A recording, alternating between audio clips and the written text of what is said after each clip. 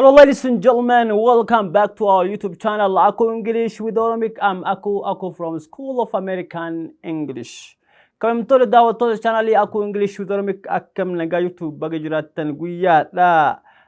Gaaffiiwwan ministirii bara 2011 jirachuudha.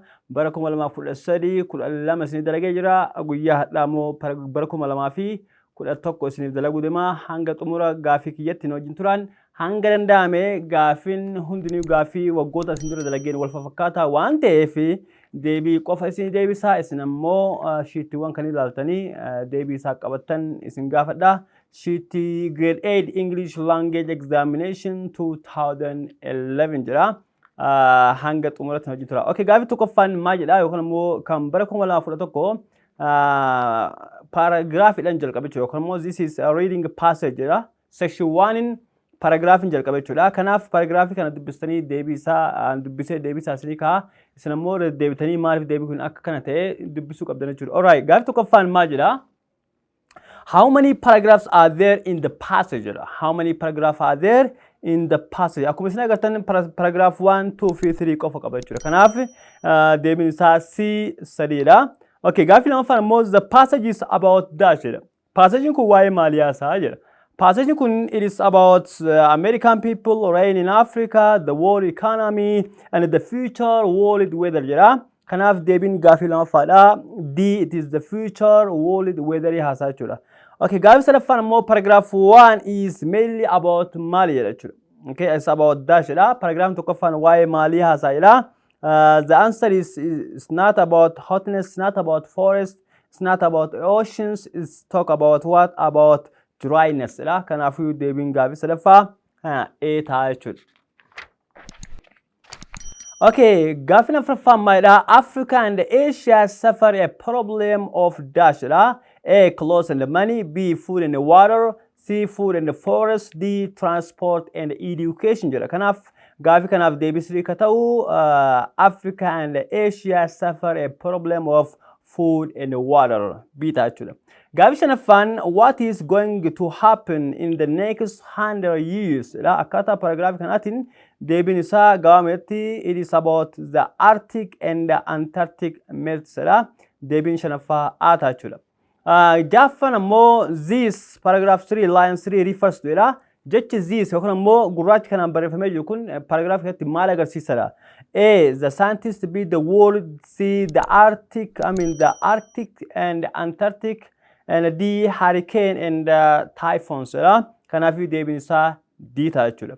Gaaffii torbaffaa ammoo disappear paragraph 2 line 6 means disappear jechuun maal jechuudha? A, vanish. B, move. C, grow. D, decrease. Kanaaf gaaffiin torbaffaan deebiin isaa vanish ta'a jechuudha. Okay. Kuni gaaffii paragraph wal qabatu jechuudha. Section 2 irratti yeroo deemnu section 2 is about sentence comprehension jedha. Sentence comprehension gaaffii 8 haga 9 deebisadha. Items 9 to 9 are on sentence comprehension. Just for each item choose the best alternatives that match the original sentence jechuudha. Kanaaf deebii isaa sirrii ta'e ka wajjin deemu filadha. Kanaafuu gaaffii 8ffaan maalidha? It is not allowed to smoke cigarette in the bus jechuudha. Hiikkan hima kana wal fakkaatus filannoo keessa ka isa fakkaatu kamiin jechuudha. It is not allowed to smoke cigarette in the bus jechuun maal jechuudha biraatiin? A, you can smoke cigarette in the bus jechuudha moo okay, in ta'uudha. B, you must not smoke in the bus. C, you must smoke in the bus. D, you should smoke in the bus. Kanaaf deebiin sirriin isaa you must not smoke in the bus. Deebiin isaa B ta'a jechuudha. Gaaffii 9ffaan ammoo if I knew the answer, I would tell you. If I knew the answer, I would tell you. Kun conditional type 2 dha. Kanaaf deebiin sirriin isaa kanaaf ta'u kaminni? I don't know the answer. B, I tell you the answer. C, I will tell you the answer. D, I knew the answer. Kanaaf gaaffii kanaaf deebiin isaa A, I don't know the answer jechuudha. Okay, gaaffii 10ffaan maalidha? It's about vocabulary. For items 10 to 12, choose the best alternatives that completes the blank meaningfully. Bakka duwwaa itti guutu yookaan ammoo hima bakka duwwaa kana yoo itti guutan hima sirrii nu kennu kam jedha. Gaaffii 10ffaan maal jedha? Kanani and her father traveled to Bishoftu to dash the lakes in the town every year. Kanaaf gaaffii kun waa'ee maalii haasa'a? gara bishooftu eega imalanii maaliif akka deemaniin beekama. A for holiday, B for ask, C sing, D visit. Kanaaf deebiin isaa gabaabinaan maal ta'a? Visit jechuudha. Gaafii kudha tokkoffaa Helen dash her room to celebrate her birthday. Helen mana isii maal goote? A decorates, B cleans, C clothes, D looks jechuudha. Kanaaf ennaan birthday isheef waan ta'eef mana isii yeroo kaan iyyuu hin ta'idi. Kun ammoo sagantaan kun birthday waan ta'eef birthday yookaan ammoo guyyaa dhaloota isii eega qabattee mana isii waan decor goote jechuudha. Yookaan ammoo abaaboo garagaraa baalonii garagaraa itti goote jechuudha. Kan afuufaa garagaraa jechuudha. Kanaaf ennaan maalnaan A decorates jechuudha. Gaafii kudha lammaffaan maal jedha? My mother is very dash. She used to help poor people. Kanaafiyyuu personality yookaan ammoo haala ummaa isii haadha isaa yeroo haasa'u deebiin isaa waa'ee dheerina isii haasa'u, waa'ee bareeduma isii haasa'u, akkasuma waa'ee hiyyummaa isii haasa'u. It's talk about what? About kindness. Waa'ee gaarummaa isii dubbata jechuudha. Kanaaf deebiin isaa D ta'a jechuudha. D, my mother is very kind. She used to help poor people. Okay, haati kiyya nama gaariidha. Hiyyoota yookaan ammoo namoota qalleeyyii gargaaraa turte jechuudha. Gaaffiin direction jedha. For items 13 to 15, choose the best alternative that matches with the underlined words dha. Gaaffiin 13 hanga 15 kan jala sararame kanaaf isa kan fakkaatu kam akka ta'e filadhuudha. Gaafii 13 The teacher paints the picture on the wall jedha. Kanaaf A attached, B draws, C write, D built dha. Deebiin keenya B draws ta'a jechuudha. Gaafii 14 The engineer invented an electric automobile jedha. Automobile jedha. Kanaaf bought, discover, studied, drive dha. Kanaaf as an engineer invent jechuun haaraa uumuu jechuudha. Kana jechuun maal jechuudha? B discover jechuudha. B discover jechuudha. Gaafii 15 maalidha? We should do physical activities to improve our fitness. Our physical fitness. Our physical fitness maal jechuudha? Fayyaa qaama keenyaatiif jechuudha. Kanaaf we should do physical activities to improve jedha. Sport dalaguu qabna jechuudha. Fayyaa qaama keenyaatiif jechuudha. Kanaaf deebiin isaa maal ta'a? D healthy ta'a jechuudha. Healthy.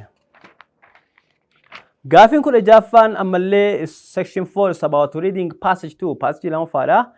Gaaffii 16 passage irratti hundooftanii deebisan jechuudha. Passage dubbisee jira. Dubbisee filannoo deebisanii kaa'ee jira. Isin ammoo dubbistanii deebisuu danda'u qabdan jechuudha irra deebitanii. Okay, gaaffii 16 maalidha? How many bones are in graph's neck jechuudha. Okay, how many bones are there in graph's neck? Okay, boon yookaan ammoo lafee meeqatu jira jechuudha. Morma sattawwaa yookaan ammoo jiraafii keessa jechuudha. Akka dubbisa kanatti meeqa? Torba jechuudha. Torba jechuudha. Ilmi namaallee torba of keessaa qaba. Akkasumas ammoo jiraafii illee torba jechuudha. Kan namaatiif kan jiraafii wal fakkaata jechuudha. Moos kanaaf ennaan 16 A torba ta'a jechuudha. Okay, gaaffii 17 maalidha? Which one is true about giraffe? Kan waa'ee jiraafii true ta'e kam jedha? Dubbisee jira. Isinillee dubbisa ragaati. Kanaaf deebiin isaa C the calf can stand in an hour jedha. The calf can stand in an hour jedha. Kanaaf deebiin isaa C ta'a jechuudha. 18ffaa why does a giraffe need a large powerful heart jedha. Akkaataa dubbisa kanatti deebiin keenya maalidha? It can pump blood up to the brain jedha. Kanaaf deebiin isaa C ta'a jechuudha. 19ffaa a giraffe tongue is about dash inches long jechuudha. Arrabni jiraafii yookaan ammoo sattawaadha. Deebiin isaa A 18 dheerata jechuudha. Inchi 18 dheerata jechuudha. Gaaffiin 20ffaa maalidha? Identify the false statement. Hima false ta'e adda baasedha. Ani dubbisee jira. A giraffe has long finger jedha. Gaaffiin 20ffaan D ta'a jechuudha. Gaaffiin 21ffaan giraffes are famous for their dash. Giraffiin maaliin beekama? Akkaataa paragraafii kanatti yookaan immoo passage kanatti maaliin beekamadha? C neck kennaa jechuudha. 22ffaa what makes a giraffe beautiful is jechuudha. Okay? Akkaataa dubbisatti deebiin 22ffaan its long neck, heart and tongue jedha. Kanatti iyyuu giraffe bareecha jechuudha. Kanaaf 22ffaan deebiin isaa A ta'a jechuudha. Okay, gaaffii 23ffaa hanga 49ffaan filannoodha. Just 23 to items 23 to 49 are on language awareness. Read each item carefully and choose the best answer. Dubbisiitii sirnaan deebisadha. Kanaafii kan itti galu deebii kana gaaffii kan deebii kan saasirii kamidha? Gaaffii 23ffaa ilaala jechuudha. 23ffaan maal jedha? Stephen studied hard for her final exam. Dash she passed the exam. She passed the exam. Kanaaf ennaan akkaataa giraamarii as dura isin barsiisan deebiin isaa A because B but C so that D also dha. Because but also kunniin but if also kunniin yeroo baay'ee yaada faalaadhaaf contrasting idea yaada faalaadhaaf itti fayyadamna because ammoo sababaaf itti fayyadamna. Kanaaf deebiin keenya Stephen studied hard for her final exam. Stephen baay'ee sirrii qo'atte so that kanaafiyyuu she passed the exam ta'a jechuudha. Kanaaf deebiin isaa maal ta'a? C ta'a jechuudha. Gaaffiin bara 2000 fi as durallee baggaa 2013 moo 12 keessa illee jira laala. Okay, gaaffii dhimma afuraffaa our teacher dash absent yesterday. Let's talk about past tense. Why past tense siyaasaa? Kanaafiyyuu maal ta'uu qaba? Past tense in easy waziidha. Hasn't will be kunniin deebiin ta'u deebiin isaa B our teacher was absent yesterday ta'a jechuudha. Gaaffii dhimmi sadaffaa Guutamaa is a grade 8 student. He dash speak English. Guutamaan barataa kutaa 8ffaati. Kanaafiyyuu he can speak English ta'a jechuudha. Kanaaf deebiin isaa maal ta'a? A ta'a jechuudha. He can. Yim Jaffa, your friend Hassan Abalamedduti, how often you celebrate your birthday? Ayyaana kee yookaan ammoo birthday yoom kabajatannan A kukulira B every year deebiin isaa gaabinaan every year ta'a jechuudha. Waggarraa waggatti yookaan ammoo waggaan kabajadha jechuudha. Yim Torafaan, my father dash wears cultural clothes when he goes church. Gaaffiin kun gaaffii baay'ee tricky question yookaan ammoo gaaffii baay'ee namoonni hedduu actually billion deebii ta'uu hin danda'a. Everyday early to deal to garu gaaffii kanaaf deebii sirrii kan ta'u D my father usually irra caalatti jechuudha yookaan ammoo my father usually wears cultural clothes when he goes church. My father yeroo baay'ee abbaan kiyya yeroo gara church deemu uffata aadaa godhatee deema jechuudha. Biillee ta'uu hin danda'a maybe lamaan keessa deebii isaa tokko ta'a jechuudha. Kaitan more friend you friend and you ida Hassan Abalamedduti idem sadeta fajura. I like banana. I like banana hojede. Ani banana jad kun why addition remark jechuudha. Addition remark jechuun wanta tokko dheerinaan ibsura gaabstee ibsachuu fakkeenyaaf ani buna dhugoo jettee anillee buna dhuga jechuudha. Anis yoo jette gabaabadhaan deebii isaa kana jechuudha. Kanaaf ennaan I like banana jedhee jira. A so like I B so I don't like C so am I D I like to gaafin kun gaafin why addition remark deebisuudhaaf dursa tense keessa dambaafachuu qabdanii kanaaf tense kun simple present tense dha kanaaf deebiin isaa kan kana fakkaatu as keessa hin jiru. So I don't like otoo jechuu dandeenya osoo kun negative ta'e gaafin kennaa rakkoon qabu deebiin B ta'uu danda'a garuu immoo gaafin affirmative kanaaf ennaan so like I ta'a jechuudha. So like I ta'a jechuudha deebiin isaa.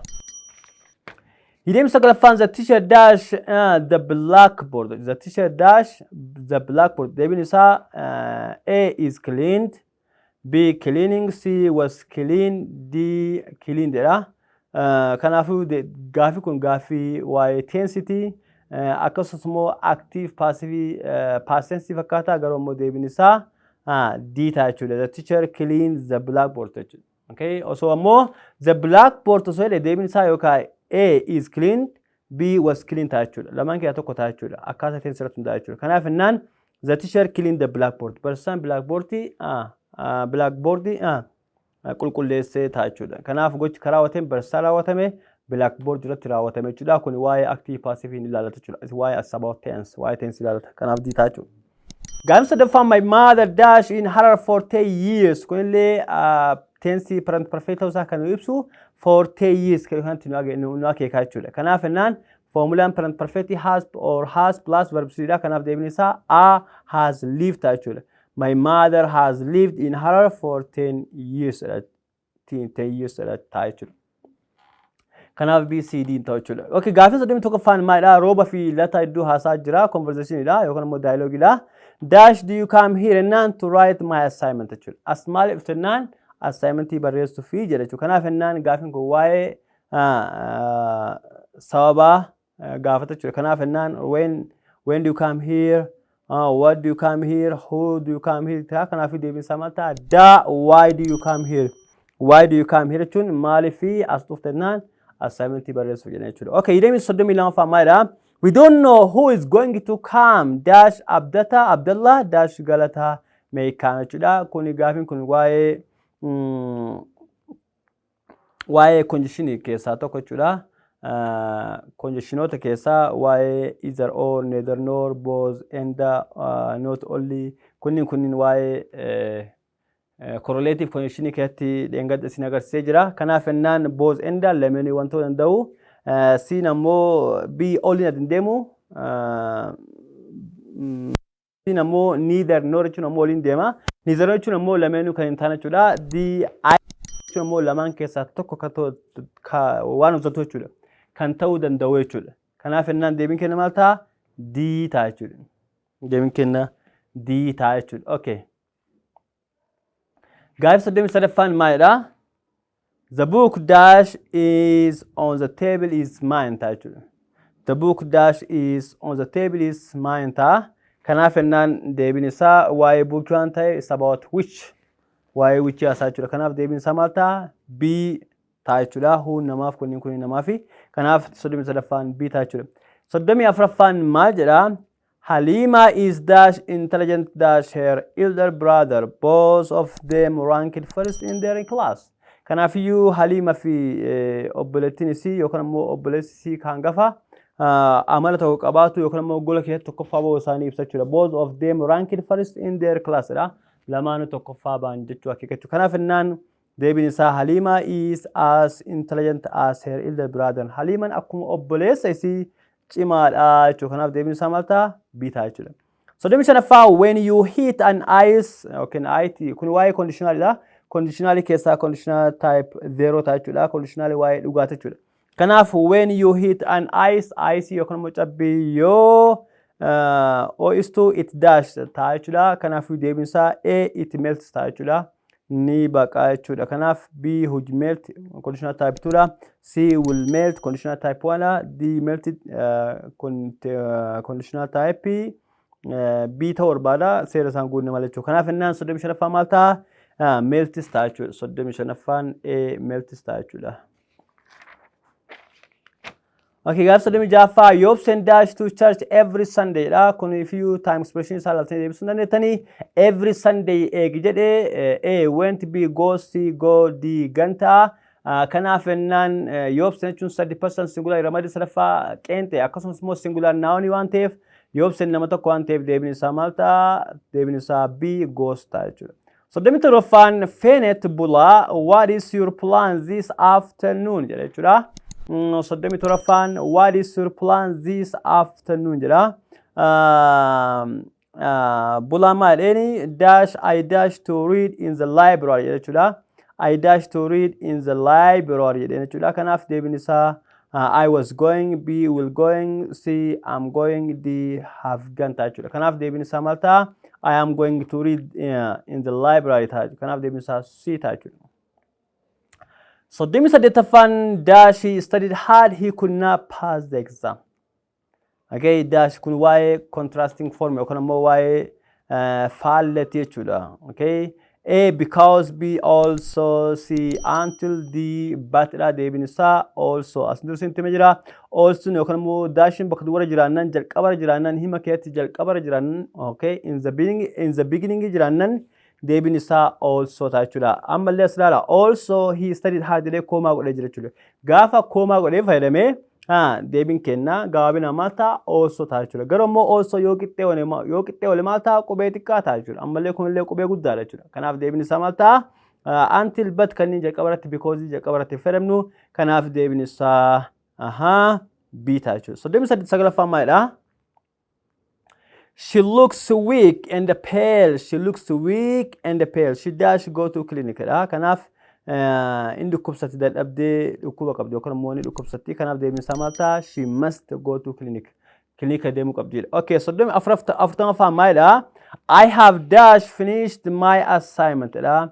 Kun gaafii waa'ee conditional waa'ee present perfect kanaafiyyuu I have ennaan ittaanee kan dhufuu qaba verbs 3 jechuudha. Kanaaf ennaan deebiin kenna maal ta'a? I have finished I have already finished my assignment dha. Kanaafiyyuu already fayyadamnaa maaliif ennaan yeroo baay'ee already never just kanneen auxiliary verb has if have if verb si jiddu fayyadamna jechuudha. I have never, I have just, I have already kannin isa fayyadamna. Verb 3 fi has if have jidduutti fayyadamna jechuudha. Kanaaf ennaan usually sometimes always tenses simple parenthesis keessatti fayyadamna jechuudha. Kanaaf deebinni isaa maal ta'a? Already ta'a jechuudha. Okay, after tokkoffaan maal jedha?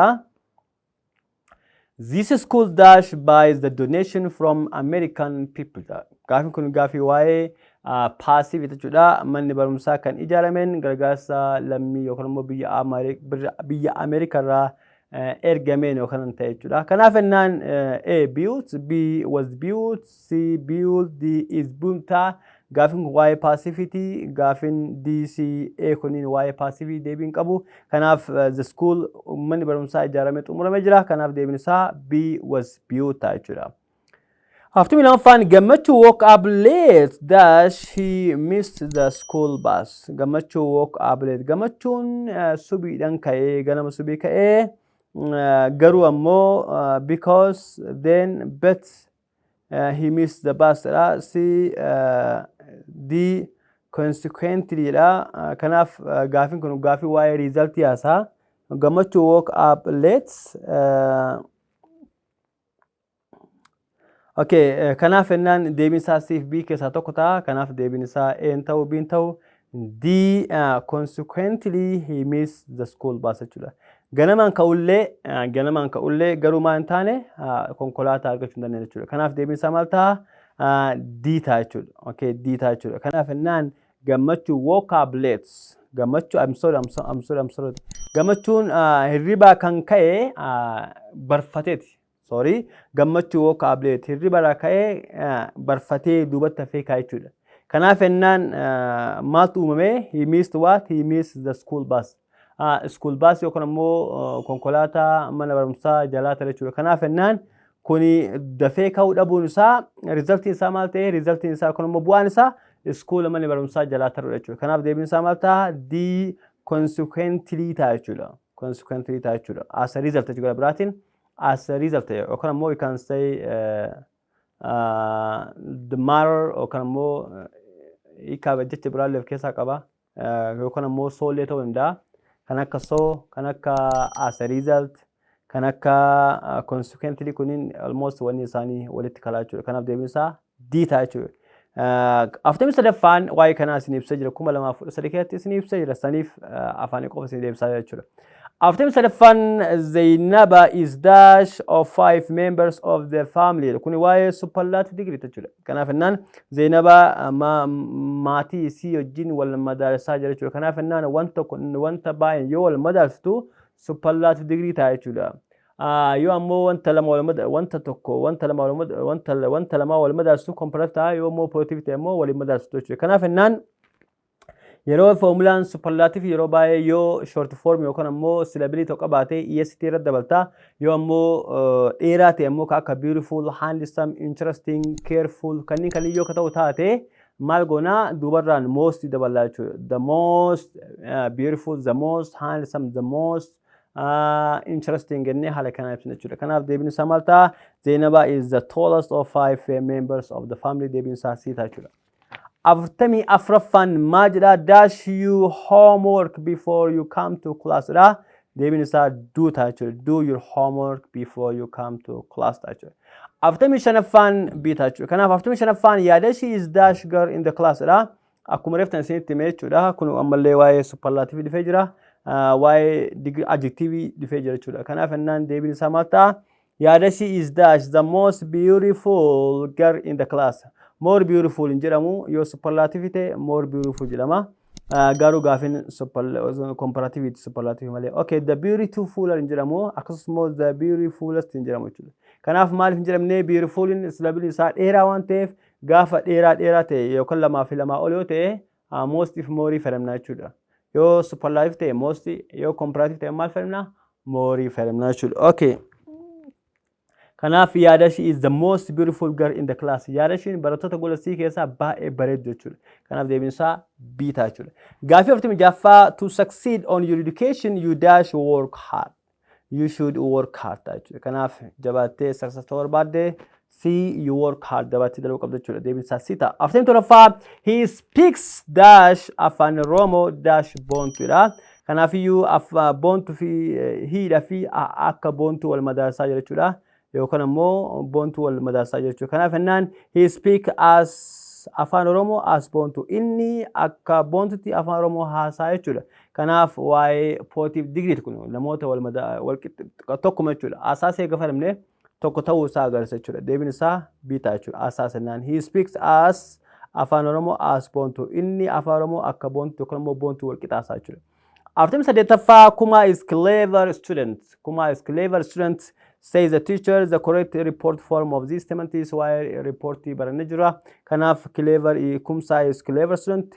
Yero report gonu gafin kun gafi simple present tense la gara past tense jira machura. Kanaf nan the teacher said the teacher says that or the teacher said Kumsa was clever student. Easy mal jirama was it jira machura. Kanaf simple present tense gara past tense jira kanaf deebiin isaa D ta'a jechuudha.